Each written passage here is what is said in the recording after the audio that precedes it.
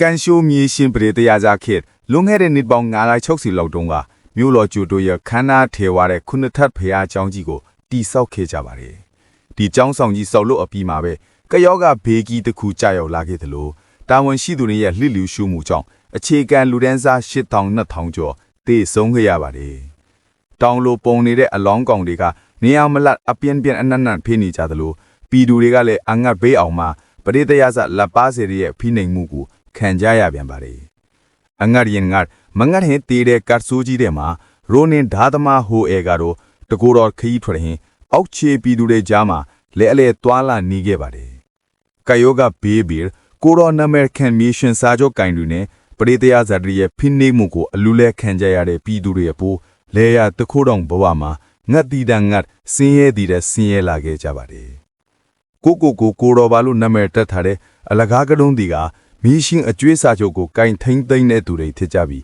ပြည်သူကိုဓားပြတိုက်တယ်လို့အကျွေးတောင်းတတဲ့ကောင်တွေကြားမှာစာကြီးဆိုတဲ့အောင်ဘာကြောင့်မှမသိလက်ပါစေထင်နေခဲ့ပါလေဒီနေ့လဲအကျွေးတောင်းရင်ချိတ်တုံချတုံထင်နေတဲ့စာကြီးဆိုကိုရောတွေကကျူးတုံရင်အပိပေးထားပြီမယ်ဘဲကမှမသိတဲ့ဓာသမားတက်စုကကိုရောတွေရှိရနေရကိုညာတွင်ချင်းတိုက်ခိုက်လာခဲ့ပါလေ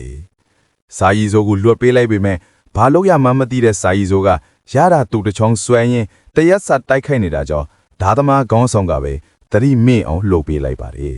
။နောက်နေမနဲ့စာရီဆိုတတိရလာတဲ့အချိန်တိုးတွင်စခန်းတစ်ခုမှာဖမ်းချုပ်ခံခါမိသူ့ကိုဖမ်းလာတဲ့လူတွေကလည်းသူထင်းတလူဓားပြတွေမဟုတ်ပင်နဲ့ပြည်သူတွေပေါ်ခေါင်းပုံဖြတ်တဲ့ကိုတော်တွေကိုပြစ်မှတ်ထားတိုက်ခိုက်တဲ့အဖွဲတစ်ဖွဲပဲဖြစ်ပါတယ်။လက်ရှိခေတ်ရဲ့ရှိုကန်အစိုးရအာဏာမင်းဝင်လာတဲ့အချိန်ကျိုတိုမြို့တော်ရဲ့လုံခြုံရေးကိုခေါင်းဆောင်ဒိုကန်ဦးဆောင်တဲ့လက်နက်ကွယ်အဖွဲ့ကတာဝန်ယူထားရတာဖြစ်တယ်လို့တကူတော်ဓာသမားဟိုအဲနဲ့ဆက်ဆက်နေတဲ့ဒီအဖွဲ့ကပုံကံမှုတွေကိုနှင်းနှင်းပေးရတာပဲဖြစ်ပါတယ်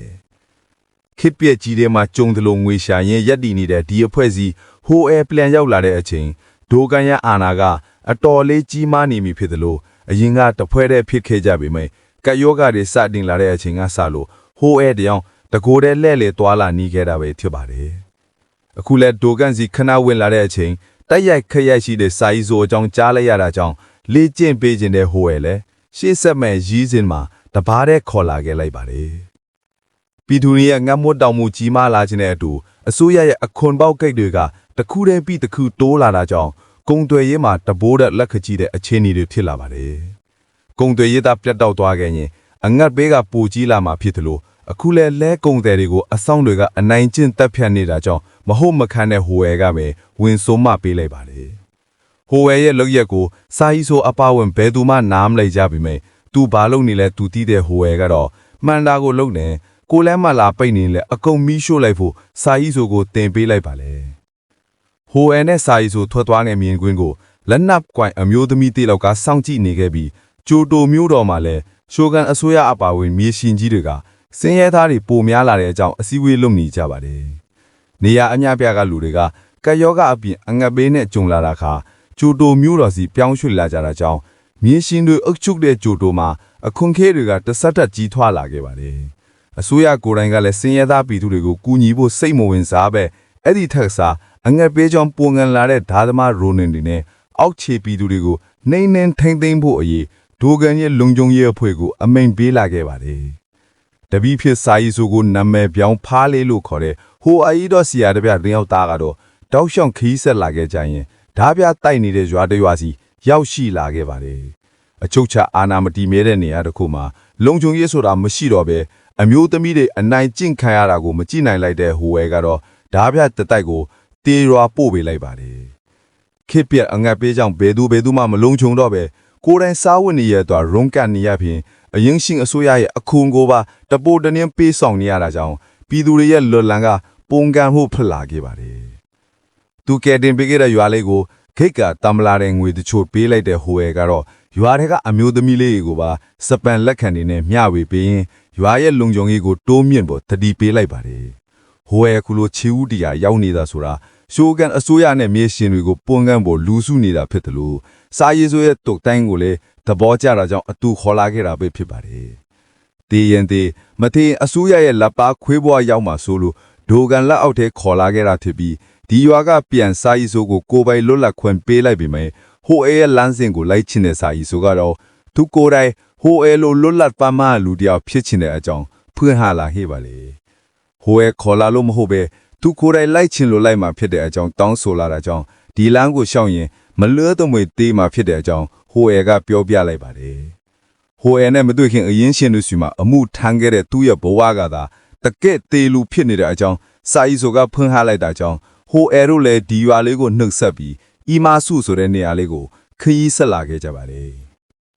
်လမ်းမှာဟိုအဲမြုပ်ထားတဲ့ငွေတချို့ဝင်တူးယူခဲ့ရင်လက်ရှိမြေရှင်စနစ်ဆိုလားငွေကိုချေးရင်လဲပတ်နေတာထက်တဲ့အကြောင်းဟိုအဲကစာရီဆိုကိုရှင်းပြပေးနေခဲ့ပါတယ်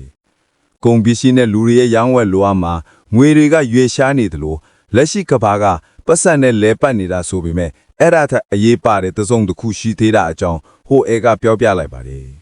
ဒါကိုလည်းစာရီဆိုကိုယ်တိုင်လေ့ကျင့်ရေးမှာအဖြေရှာဖို့အီမာစုဆိုတဲ့နေရာအရောက်မှာပေဆိုးဆိုးအဖိုးကြီးတယောက်ကဟိုအဲတို့ကိုစောင့်ကြိုနေခဲ့ပါတယ်စာရီဆိုအတွက်လေ့ကျင့်ရေးကဒီအဖိုးစီမှာလုံရမှာဖြစ်တယ်လို့ဘာမှမသိတဲ့စာရီဆိုကရောက်ချင်းသွားတဲ့ကြောင်အနှုံခံလိုက်ရပြန်ပါတယ်အဖိုးကြီးနဲ့အထူနေတဲ့မိန်းကလေးတယောက်ကစကားမပြောနိုင်ပေမဲ့များဘေးစွမ်းရည်မှာတော့တစ်ဖက်ခန့်ခတ်တဲ့သူဖြစ်ပါတယ်ဟိုအဲပြန်သွားတဲ့ကအပင်းထန်လေးကျင်နေတဲ့စာရီဆိုကိုယ်တိုင်လဲတစ်ပြပေါ်မှာမတ်မတ်ရက်ယုံတယ်မကတန်မွေအားလုံးကိုပါတခဏအတွင်းရိုက်ထည့်နိုင်ပြီဖြစ်ပါတယ်ပထမဦးဆုံးလေ့ကျင့်ရပြီးဓာအလတ်20နဲ့လေ့ကျင့်ရမယ်ဒုတိယလေ့ကျင့်ရကစာရီဆိုအတွက်ဘလို့မှလွယ်ကူနေမဟုတ်ပါဘူးတစ်ပင်ပေါ်ကအဝတ်နဲ့တွဲလောင်ချထားတဲ့ဓာအလတ်20ကိုခုခံရင်တပြိုင်နဲ့တိုက်ခတ်ရမှာပဲဖြစ်ပါတယ်ကိုယ်တိုင်ကလည်းအိုးချမ်းပယ်တွေဝိုင်းနေတဲ့စက်ဝိုင်းထဲမှာဝင်နေရမှာကဗတ်ပေါင်းစုံကလာရမထိတဲ့ဓာချက်တွေကိုရှောင်ကွင်းအပြီးမှာတော့စာရီဆိုတယောက်သွေးတန်အလူလူဖြစ်ရင်လက်ရော့ပေးဖို့ဖြစ်လာခဲ့ပါတယ်လေ့ကျင့်ရေးကငရဲဆိုတိုင်းမှာဟိုအဲအကြောင်းဆုံးဖြတ်ချက်တွေခိုင်မာလာတဲ့စာရီဆိုဖို့အဆုံးထိဆက်လက်ခြင်းဖို့ဆုံးဖြတ်လိုက်ပြီးတစ်ဖက်မှာလည်းဒိုကန်ကိုယ်တိုင်ဟိုအဲကိုရှာဖွေနေခဲ့ပါတယ်အိုဂျီဆိုတဲ့ပညာတတ်မိန်းမတယောက်ကဟိုအဲကိုဖွက်ထားတာကြောင့်ဒီနှစ်ယောက်ကြောင့်တည်နေတဲ့ဒိုကန်လည်းဆက်မရှာနေတော့ပဲဟိုအဲအခွန်ကောက်ကိတ်တွေကိုမီးရှို့ခဲ့တာသူတည်တဲ့အကြောင်းနောက်တစ်ခါဆိုအလွန်မပေးတော့ဘူးတတိပေးသွားခဲ့ပါတယ်တချင်ကဂျိုဂန်နဲ့ OG ချစ်သူတွေဖြစ်ခဲ့ကြဦးပေမဲ့လက်ရှိအချိန်မှာတော့ဘာမှမသက်ဆိုင်ကြတော့ပဲဟိုအဲနဲ့ OG ကြားမှာလဲတန်ရောစင်ကြိုးတစ်ခုကချီနောင်ပြီးနေပြီပဲဖြစ်ပါတယ်လာပါများစွာလက်ချင်းအပြီးမှာတော့စာရီဆိုတဲ့တိုက်ခတ်ရေးကဓာအလက်20ကိုခုခံနိုင်ုံနဲ့မကပဲတိတိကျကျတမ်ကန်တိုက်ခတ်နိုင်နေပြီပဲဖြစ်ပါတယ်ဒါပေမဲ့လက်ချင်းရဲ့အဆုံးသက်ကဒီမှာလည်းမဟုတ်သေးပဲနောက်ဆုံးအဆင့်အဖြစ်စာရီဆိုရဲ့တကူတော်စင်ကောတိုက်ပွဲကိုစီနွဲရအောင်မှာဖြစ်ကရက်အကန့်အသတ်မရှိတဲ့ဒီတိုက်ပွဲမှာတော့စင်ခေါ်လာသမျှလူတိုင်းကိုစာအီဆိုကဒိုင်ခံတိုက်ခတ်ရမှာပဲဖြစ်ပါတယ်ဒုတိယလက်ချင်းအပြီးလက်ဆွဲတော်တုပ်အသစ်ရထားတဲ့စာအီဆိုကိုစရက်ကြော်ကြတဲ့အထိဘယ်သူမှမရှင်းနိုင်ကြသေးပဲလာသမျှတိုက်ခတ်ရေးသမားတိုင်းကိုလည်းစာအီဆိုကကြီးအမောက်သိအနိုင်ယူနေခဲ့ပါတယ်နောက်ဆုံးစာအီဆိုရဲ့စီငေါပွဲကိုစာအီဆိုအလူလုတ်ခဲ့မှုတဲ့ကိုတော်နဲ့တပ်ဖွဲ့တွေပါရောက်လာခဲ့ပေမဲ့တဖွဲ့လုံးတုတ်စာမိပြီးပြန်သွားခဲ့ရပါတယ်တကြင်ကရန်သူတွေကိုတောင်ပြန်တိုက်ထုတ်နိုင်နေပြီဖြစ်တဲ့စာအီဆိုရဲ့အရေးချင်းကပြည့်စုံသွားခဲ့ပြီသလိုဟိုအဲတကြောပြန်လာတဲ့အချိန်မှာတော့အဖိုးဆရာကြီးကိုနှုတ်ဆက်ဂါရက်ဖြူရင်ဟိုအဲနဲ့ပြန်လိုက်လာခဲ့ပါတယ်ဒီတနေ့တွင်ဟိုအဲနဲ့အခြားရိုနင်တို့ရဲ့ကောင်းမှုကြောင့်စာအီဆိုရဲ့ဂုဏ်တရင်ကပြည်သူတွေကြားမှာအတော်လေးပြန်နှံ့နေပြီဆိုလို့ဟိုတိလိုက်ရတဲ့အချိန်ပြည်သူတွေရဲ့စင်းဟဲဒုက္ခနဲ့အငတ်ဘေးကလည်းတဆထတဆကြီးထွားလာနေပြီဆိုတာကိုမျက်မြင်တွေ့လိုက်ရပါတယ်စာအီဆိုနဲ့စင်ကာကွဲမှာတိုက်ခိုက်ခဲ့ဘူးတဲ့ဓာသမားတွေကလည်းဟိုအဲလက်အောက်မှာခိုလုံနေကြပြီဖြစ်တဲ့အပြင်တရမှာတော့ဒိုကန်ကိုယ်တိုင်ပေးလိုက်တဲ့အမင်းစာတဆောင်ကဟိုအဲလက်ထေကိုစိုက်စိုက်မဲမဲရောက်လာခဲ့ပါတယ်လက်တလောချိုတိုတဝိုက်မှာပုံကန်တူနဲ့စူစီအုံကြွနေတာကြောင့်ဟိုအဲကိုနှိမ်နှင်းဖေးဖွေတာဝပေးထားတာထက်ကဟိုအဲလဲအမင်းစာရချင်းစာအီဆိုဓာသမား၃ယောက်နဲ့အတူစာရဲကနေရာစီထွက်လာခဲ့ပါတယ်လူဒန်းစားမရွေးလက်နက်ကင်ထားတဲ့ဒီနေရာမှာဒိုကန်ရဲ့စာရဲကအတိုင်းပုံကန်ကြဖို့ပြင်ဆင်နေတာဖြစ်တယ်လို့ဟိုအဲရောက်လာတဲ့အချိန်မှာတော့အားလုံးရဲ့မျှော်လင့်ချက်တစ်ခုကပြည့်စုံသွားခဲ့ပြီပဲထပ်ပါတယ်လက်ကွန်တဲ့သမားတွေကစလို့အောက်ခြေဖိနှိပ်ခံလူဒန်းစားတွေအထိဟိုအဲကိုတိုင်စူစီးထားခဲ့တာချစ်ကဒီနေ့အတွင်းစာအီဆိုကိုတင်ပေးခဲ့သည်များကလည်းဒီပုံကမှုကိုစတင်ဖို့အတော့ပဲဆိုတာစာအီဆိုကိုတိုင်သဘောပေါက်သွားခဲ့ပါတယ်လက်ကွန်တဲ့ခေါင်းဆောင်တွေနဲ့အတူဟိုအဲကိုတိုင်လက်မှတ်ထိုးအဖြစ်မှာတော့ပုံကမှုကိုတလအမြန်ဆုံးစတင်ဖို့နဲ့ပုံကမှုရဲ့ရည်မှန်းချက်အဖြစ်ကျွေးမိစာချုပ်တင်တဲ့အတူအခွန်ကောက်ဂစ်တွေကိုဖျက်ဆီးဖို့သဘောတူလိုက်ကြပါတယ်အရာရာကြိုသွေးတတ်တဲ့ဟိုအဲမှာတော့ဒီပုံကမှုမှာ လက်နဲ့အင်အားလူအင်အားလိုအပ်နေတဲ့အပြင်နီးဗျူဟာကြမှုကအဓိကချက်တဲ့အကြောင်းထောက်ပြလိုက်ပါတယ်ဟိုအဲရဲ့သက်စာခံအဖြစ်စာအီဆိုရိုနင်ဒါသမားသုံးပေါ်တို့ကတေးသေးရှင်းရှင်းပူပေါင်းလာခဲ့ကြပြီးဟိုအဲကိုဖြည့်ရှင်းခလိုက်မှာကအကြားကိုအတောင်တက်လိုက်တယ်လို့ဖြစ်သွားတဲ့ဒိုကန်ကတော့ဟိုအဲကိုတတ်မဲ့ဖြတ်မဲ့တကယ်ဖြစ်နေကြပါတယ်တချင်းကညီကိုရေဖြစ်ခဲ့ဘူးပြီးသူတာခေါင်မလို့ရင်ပုံကန်သူတွေကသူ့ကိုတတ်မှဖြစ်တဲ့အကြောင်းဟိုအဲကရောက်ဖြိုးကြီးနဲ့တောင်းပန်လိုက်တာကြောင့်ဒိုကန်လည်းဟိုအဲကိုမတတ်ပဲခဏထားလိုက်ပါတယ်ဒိုကန်ကိုပါပူပေါင်းပေါ်အဖော်ဆက်လိုက်ရင်းနဲ့အခုကပုံကန်မှုဆိုတာထက်မကြံတဆက်အတိုးနဲ့ချီပေးထားတဲ့ကျွေးမီစာချုပ်မြေစာချုပ်တွေကိုအဓိကဖျက်ဆီးကျင်တဲ့အကြောင်းဟိုအဲကပြောပြလိုက်ပါတယ်ဒိုကန်ဘက်ကလည်းမပူပေါင်းရင်လည်းဟိုအဲရဲ့ဒီအကြံကိုသူလက်ဆောင်ပေးမှဖြစ်တယ်လို့ဒီကိစ္စပြီးရင်တော့ဗပြဿနာမှမရှာဖို့သက်တီပေးလိုက်ပါတယ်ဒီအတော်တွင်ဟိုအဲရဲ့ပုံကန်ရေးကဖွဲ့တဲ့ကိုအခြားအရလဲကုန်တဲ့သမားတွေကပြင်ဒါသမားရိုနင်ဒီပါလာပူပေါင်းလာကြတာကြောင့်တာမာတဲ့အင်ဟာတစ်ခုအသွင်ပြောင်းလဲသွားခဲ့ပါတယ်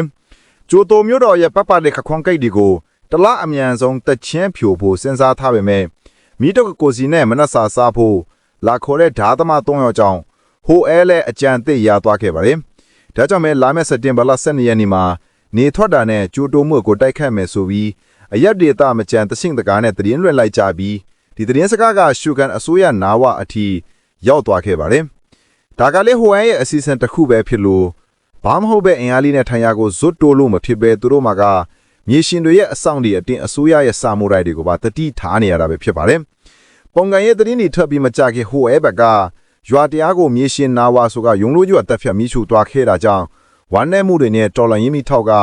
ပိုကောင်းပြီပြောကြီးထွားလာနေခဲ့ပါတယ်စာအီဆိုကိုတိုင်တီတာခွဲကိုအသက်ပေးဖို့ထိဆုံးဖြတ်ထားတာဖြစ်တယ်လို့ဟိုအဲတယောက်တိုက်ပွဲတွေမစခင်စာအီဆိုနဲ့သတင်းစကားပါလာခဲ့ပါတယ်စက်တင်ဘာ17ရက်နေ့ညယွန်ဦးပိုင်မှာတော့မနက်မှဖြစ်လာမဲ့ပုံငမှုအတွက်အဆောင်ကိုတိုင်တွေဘာမှမပြင်ဆင်ရသေးတဲ့အချိန်အနာကတောအုပ်ကြီးလုခတ်လာတာကိုတွေ့လိုက်ရပါတယ်ဒေခောက်တလို့လို့တောချောက်တလို့ထင်လို့ပေမဲ့တကယ်တမ်းမိတော့ကိုစီနဲ့ချွီတက်လာတဲ့ဟိုအဲရဲ့တော်လန်ရတပ်ပေါင်းစုကြီးဖြစ်နေတာကြောင့်မက်ဆီတမိတ်နဲ့အခုံးကောက်ဂိတ်တလုံးကိုမိချို့ဖျက်ဆီးခံလိုက်ရပါတယ်နေထွားချင်းလို့တမန်တရင်လွင့်ခဲ့ပေမဲ့တကယ်တမ်းအခုလိုညောင်အူးချင်းကိုစားတင်တိုက်ကဟိုအဲရဲ့ဗျူဟာပဲဖြစ်ပါတယ်ဒါကိုတီသွားတဲ့ဒိုကန်လဲချက်ချင်းဟန်တာဖို့သူ့တပ်ဖွဲ့တွေကိုအမိန့်ပေးလိုက်ပါတယ်မြို့တော်ရဲ့အရမျက်နှာပေါင်းဆုံးကနေအုံလိုက်ကျင်လိုက်ရောက်လာတဲ့တော်လန်ရေးအင်အားစုတွေကမြို့နေအခြေခံလူဒန်းစားတွေကိုပါဆူတောင်းတက်ဖြင့်ဆင်ပေးလိုက်ကြကြောင်းအင်အားကတမဟုတ်ချင်းကြီးထွားသွားခဲ့ပါတယ်တစ်ဖက်မှာလည်းဒိုကန်ရဲ့တပ်ဖွဲ့တွေကဟန်တာဖို့ရောက်လာပေမဲ့တော်လန်ရဲ့တပ်သားတွေကလုံးဝထိပ်တိုက်မဆိုင်ပဲသူ့မက်ဆီရှေ့မှာချင်းကွစ်ပတ်သွားနေကြတာကြောင့်ဒိုကန်ကိုယ်တိုင်နားမလည်နိုင်ဖြစ်သွားခဲ့ပါတယ်မြို့ရခုနှစ်ထက်ကျောင်းတော်ဘော်ကအလင်းရောင်တို့ညအတူဒိုကန်ရဲ့တပ်ဖွဲ့တွေအစိုးရရဲ့ဆောင်မရိုင်းတွေကိုလွတ်အောင်ရှောင်ဖို့ကဟိုအဲရဲ့အကြံစီတစ်ခုဖြစ်တယ်လို့တော်လန်ရဲ့သမားကြီးရဲ့နောက်ဆုံးပန်းတိုင်ကကျွေးမြူစာချုပ်အဆောက်အဦဒီစီကိုပဲဖြစ်ပါတယ်တော်လန်ရခြင်းအကြောင်းရင်းကလည်းဒီတွေကိုဖျက်ဆီးခြင်းတာကြောင့်လိုရမရောက်ခင်အင်အားမကုန်ခြင်းတာကြောင့်အကွက်ကြပြူဟာချခဲ့တာပဲဖြစ်ပါတယ်သူကိုယ်လည်းမတူကန်နဲ့ရင်ဆိုင်ထွန်းမရှိတယ်လို့လမ်းပြမှုရဲ့အဆုံးမှာကကျောင်းတောင်တစ်ဖြစ်ကျွေးမြူစာချုပ်တင်းစီထားရဲ့အဆောက်အဦဒီစီတော်လန်ရေးတပ်သားတွေကအင်တိုင်အားတက်ရောက်လာနိုင်ခဲ့ပါတယ်အဆောက်အဦတိုင်းကိုအရိုင်းမျက်နှာပေါင်းစုံကနေဖောက်ဝင်လာတာကြောင့်ကြိုတင်မပြင်ဆင်ရသေးတဲ့ကိုတော်တွေလည်းလူလိုင်းတိုက်ခိုက်မှုကိုဘလို့မှမကာနိုင်တော့ပဲကိုလိုင်းတောင်အသက်လူထပ်ပြရတဲ့အခြေအနေအထိဖြစ်လာခဲ့ပါတယ်စာချုပ်တွေဖြစ်စည်းနေတဲ့အချိန်ဆာမရိုင်တပ်တွေရောက်လာတာကြောင့်ညားချက်တွေကိုကာကွယ်ရေးကျုံသလိုတိုက်ခိုက်နေရတဲ့တော်လန်ရဲ့တပ်သားတွေလည်းတဆနဲ့တေးဆောင်သူတွေကိုများလာခဲ့ပါတယ်ဆာမရိုင်တပ်ခေါင်းဆောင်ကိုစာအီဆိုကရိုက်ချလိုက်တဲ့အချိန်မှာတော့ခေါင်းဆောင်တယောက်ရောက်လာတဲ့တိုက်ပွဲနာပြန်လည်တက်ကြွလာခဲ့ပါတယ်လူလိုင်းစစ်စင်ချင်းဆိုင်နေတဲ့ဒီတိုက်ပွဲမှာအမျိုးသမီးကလေးငယ်တွေနဲ့တက်ခင်ရောက်အော်ဒီကအသေးပြောက်အများဆုံးချစ်တယ်လို့ဟိုအဲကိုတိုင်ရောက်လာတဲ့အချိန်မှာတော့ကျုံမြေစာချုပ်အားလုံးမမီးလောင်ပြီးတိုက်ခိုက်နေဖို့အမိန့်ပေးလိုက်ပါတယ်ဒီအချိန်ထိဒိုကန်နဲ့တပ်ဖွဲ့တွေကဝင်မပါသေးပဲဟိုအဲကိုတိုင်တိုက်ပွဲခုန်လုတ်လိုက်တဲ့အချိန်ဒိုကန်ကပါစာတင်တိုက်ခိုက်ဖို့အမိန့်ပေးလိုက်တာကြောင့်နေရာတစ်လုံးကစစ်တလင်းပင်ချွတ်သွားခဲ့ပါတယ်စာအီဇိုနဲ့ဟိုအဲကိုတိုင်ဝင်တိုက်နေဒီတိုက်ပွဲမှာရန်သူတွေတင်းမကပဲဟိုအဲဘတ်ကလည်းအရေးပါတဲ့သူတချို့ကျုံဆုံးသွားကြပါတယ်ဒီရက်လောက်လောင်ကျွမ်းနေတဲ့ချင်းဝေစာချုပ်တွေနဲ့သူပြည်သူတွေအတိုင်းမတိဟိကျွေးဖန်ကညာရန်ကိုဖောက်ထွက်လာတာကြောင့်တိုက်ခိုက်နေတဲ့အဆောင်တွေပါပြည်သူဆိုတဲ့အင်အားကိုခံစားလိုက်ရပါတယ်ကျွေးဝေစာချုပ်တွေအားလုံးလောင်ကျွမ်းသွားတဲ့အချိန်တစ်ချိန်ကဟိုအဲရဲ့စကားအတိုင်းထပ်သွားလို့ရပြီးတဲ့အကြောင်းဒိုကန်ကတတိပေးလိုက်ပါတယ်တကယ်တမ်းဟိုရဲ့ရွယ်အမူကဒီမာရင်ရတန့်ဟိုပဲရောင်နေဦးအလင်းလောင်နေအတူရှိုကန်အစိုးရကိုဖြုတ်ချခြင်းတာပဲဖြစ်ပါတယ်တခါမှမသုံးခဲ့ဘူးတဲ့ဟိုရဲ့ဒါနဲ့လာတိုက်ခွက်ကိုထုတ်လိုက်တဲ့အချိန်တချင်းကတခွက်တဲ့ထွက်ခဲ့ဘူးတဲ့ဟိုအဲနဲ့တိုကန်ထိတ်တိုက်ရင်ဆိုင်ကြပြီးဖြစ်ပါတယ် လက်ချီဟိုဝဲရဲ့တက်စုမှာပါလာတဲ့ရိုနင်ဒါသမ3ယောက်နဲ့စာအီဆိုစူးတာကလည်းအကြီးမောင်တာကြောင့်အညာနဲ့တယောက်ရင်စာရရင်ကြောင်းဘလို့မှမှုမနေပဲရှေ့စွန်းကတိုက်ခိုက်နေတဲ့ဟိုအဲကတော့ဒိုကန်ကြောင့်ပဲပေါင်းမတန်ရာရသွားခဲ့ပါတယ်ဒါကိုတွေးလိုက်တဲ့စာအီဆိုတယောက်တရက်ဆက်ထူးဆင်လာတာကြောင့်တတုတ်ချောင်းတဲ့လူတယောက်ရဲ့လက်အောက်မှာဒိုကန်တပ်တာတဲ့အားလုံးနီးပါးမှောက်သွားခဲ့ပြီးအဆုံးသတ်ဒိုကန်ကိုပါထိုးဖောက်နိုင်ခဲ့ပြီးရှိုကန်အစိုးရရဲ့တကားဝါစီစာအီဆိုရောက်တဲ့အချိန်ဒဏ်ရာရနေတဲ့ဟိုအဲကမြေရှင်နာဝါကိုအဆုံးသတ်လိုက်ပြီးဖြစ်ပါတယ်။ဒွိတာအလူးလူနဲ့ဆရာတပိန်တမဟောက်တန်းလာရှိုကန်အစိုးရရဲ့ဂိတ်တကားဝါမှာတင်ကွဲဆိုတဲ့စာကိုချိတ်ဆွဲထည့်ပလိုက်ပြီးတာမန်တီသူတွေကဘလောက်အတိုင်းအတာအထိလုံနိုင်လဲဆိုတာကိုအရင်ရှင်ပတိတရေတွေစီကိုယ်တိုင်ဖြတ်တာပြလိုက်ခဲ့ပါတယ်။ဟိုအဲဦးဆောင်တဲ့အုံကြွမှုကြောင့်ရှိုကန်အစိုးရကကိုယ်တိုင်ပြည်သူတွေကိုထောက်ပံ့ပေးဖို့ဆွန့်ဖြတ်လိုက်ရပြီးဒီစစ်ပွဲရဲ့အောင်နိုင်သူဟိုအဲကတော့ဒဏ်ရာတစ်ဖက်နဲ့ဒိုကန်ကိုရင်ဆိုင်ရအောင်မှာပဲဖြစ်ပါတယ်။ပြည်သူတွေရဲ့အုံကြွမှုကိုအစိုးရကလက်ခံပေးပြီးတဲ့နောက်ပိုင်းမှာတော့ဟိုအဲကတော်လန်ကြီးခေါင်းဆောင်ထင်နေတာကြောင့်ဘလို့မှလွတ်ပေးလိုက်လို့မရတော့ပဲဟိုအဲကိုယ်တိုင်ကလည်းစာအီဆိုကိုလွတ်ပေးဖို့တောင်းဆိုရင်ဒိုကန်ကိုရင်ဆိုင်ဖို့လက်ခံလိုက်ပါတယ်။ဟိုအဲမရှိတော့စာအီဆိုရဲ့ရှေ့ဆက်ရမယ့်ဘဝမှာလေးလာတင်ယူရင်းအုံနောက်ကိုတုံးဖို့မှာပဲခဲ့တဲ့နောက်ဒဏ်ရာတစ်ဖက်နဲ့ဟိုအဲကစာအီဆိုကိုနောက်ဆုံးတစ်ချိန်ပြုံးပြနှုတ်ဆက်သွားခဲ့ပါတယ်။ဒါချင်းရက်တန်ရဲ့အစုံဟိုဲလဲသွားတဲ့အချိန်မှာဒိုကန်တတိပေးစားတဲ့အတိုင်းစာအီဆိုကိုလွတ်ဖေးလိုက်ပြီးဂျိုဒိုနဲ့ဝေးဝေးနေဖို့တတိပေးလိုက်ပါရင်ဟိုဲဦးဆောင်တဲ့တောင်တူလယ်မပုံကံမှုကဂျပန်သမိုင်းမှာအကြီးဆုံးပုံကံမှုတစ်ခုဖြစ်ခဲ့တယ်လို့ဒါသမားဟိုဲအကြောင်းသမိုင်းစာအုပ်တဲ့ပါဖော်ပြခဲ့ကြပါတယ်ဒီပုံကံမှုအပြီးတစ်နေ့အကြာမှာတော့ဒိုကန်ကိုရန်သူတပ်ကဖန်ဆီးတပ်ဖြတ်ခဲ့တယ်လို့ဂျိုဒိုရဲ့ခုနထက်ကြောင်းကြီးတဲ့မီလောင်ပျက်စီးသွားခဲ့ပါတယ်သူရဲ့ကြုံဆုံးခဲ့ရပေမဲ့ရှင်ကြံနေတဲ့စာအီဆိုကတော့ဆရာဖြစ်သူရဲ့ရေဘူးလေးနဲ့အတူလွတ်လပ်တဲ့ဒုတိယမြောက်ဟိုအဖြစ်လောကစီကိုခြေဆက်နေစေပဲထည့်ပါတယ်။ကဲဒီနေ့ရဲ့မူရိုမာချီ Brai 2025 recap လေးကိုကြိုက်နေတတ်ကြမယ်လို့မျှော်လင့်ပါတယ်ခင်ဗျာ။နောက်ထပ်ဘလော့ဇလန်နီကို recap လုပ်စေချင်တဲ့ဆိုတာကိုလည်း comment မှာရေးသွားပြလို့ရပါတယ်။နားဆင်ပြီးတဲ့အတွက်